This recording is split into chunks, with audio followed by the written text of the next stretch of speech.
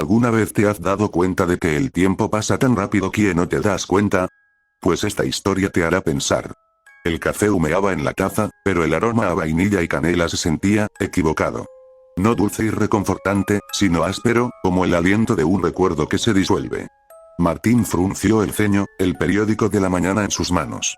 O más bien, parte del periódico.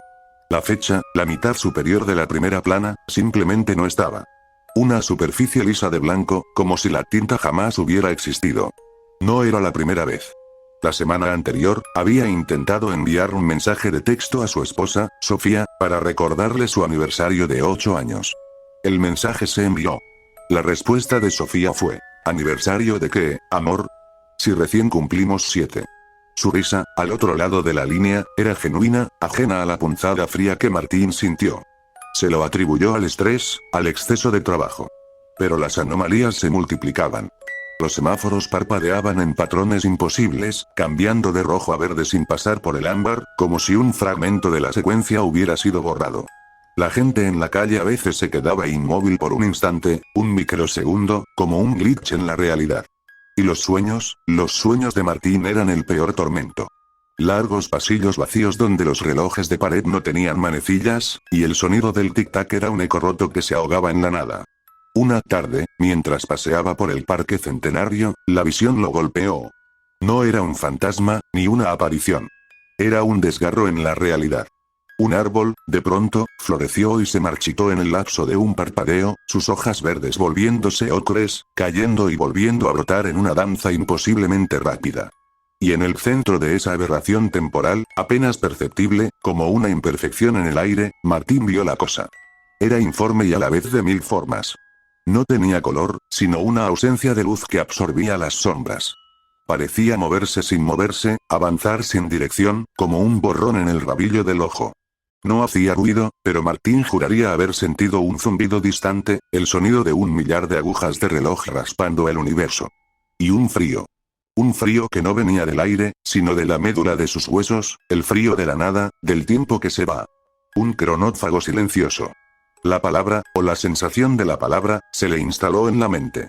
No la había leído, no la había escuchado. Simplemente era. Desde ese día, Martín empezó a investigar.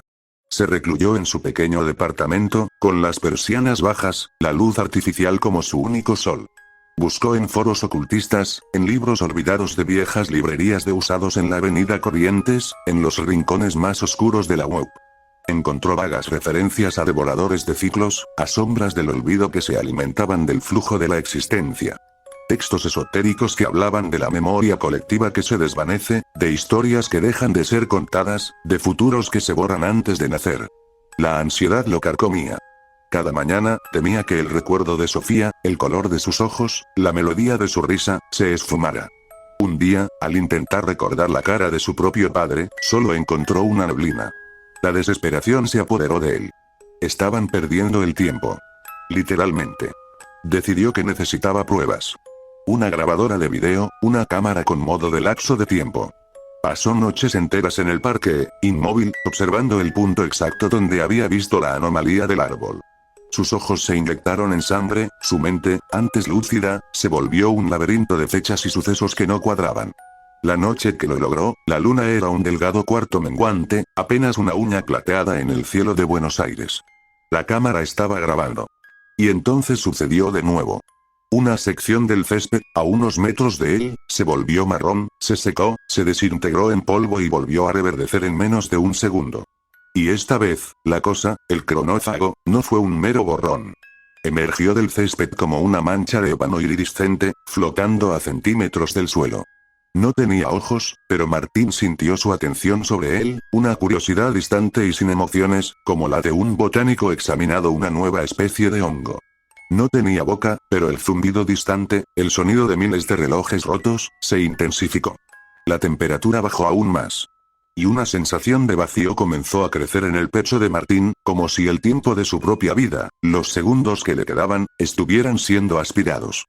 El cronófago se movió lentamente hacia él. No era agresivo en el sentido terrestre. Era insaciable. Una fuerza elemental. Sus apéndices amorfos, como brazos de tinta, se extendieron, no para golpearlo, sino para rodearlo, para envolverlo en su aura de nada temporal. Martín quiso gritar, pero el sonido se le atascó en la garganta. La voz. ¿Podría su voz desaparecer también? La cámara seguía grabando.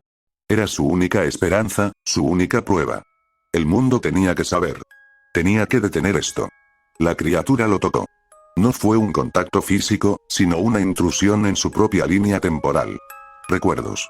Memorias preciosas, se desvanecían como arena entre sus dedos. La primera vez que vio a Sofía. El día que nació su hijo. La última conversación con su padre. Todo se volvió una neblina. No un olvido, sino una ausencia. Como si esos momentos nunca hubieran existido. El dolor no era físico. Era existencial.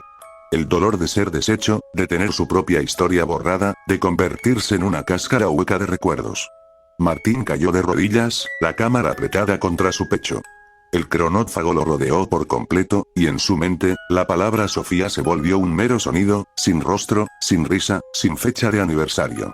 Los segundos de su agonía se estiraron, se contrajeron, se desvanecieron. Cuando la policía encontró la cámara de Martín días después, abandonada en el pasto húmedo del Parque Centenario, solo contenía un extraño lapso de tiempo. Un trozo de césped que florecía y se marchitaba en un instante, repetidamente. No había rastro de Martín.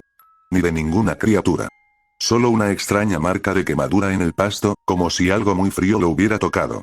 Y en los archivos policiales de personas desaparecidas de Buenos Aires, el nombre de Martín era un expediente vacío. Nadie parecía recordar su apellido. Nadie parecía recordar quién era. Solo Sofía, sentada en su casa, sentía una inexplicable tristeza. Una ausencia en su corazón. Miraba una foto de un hombre al que no lograba ponerle nombre, pero al que sentía que le había amado. Y a veces, al despertar por la mañana, por un instante, su café le parecía tener un aroma a vainilla y canela que se sentía, equivocado.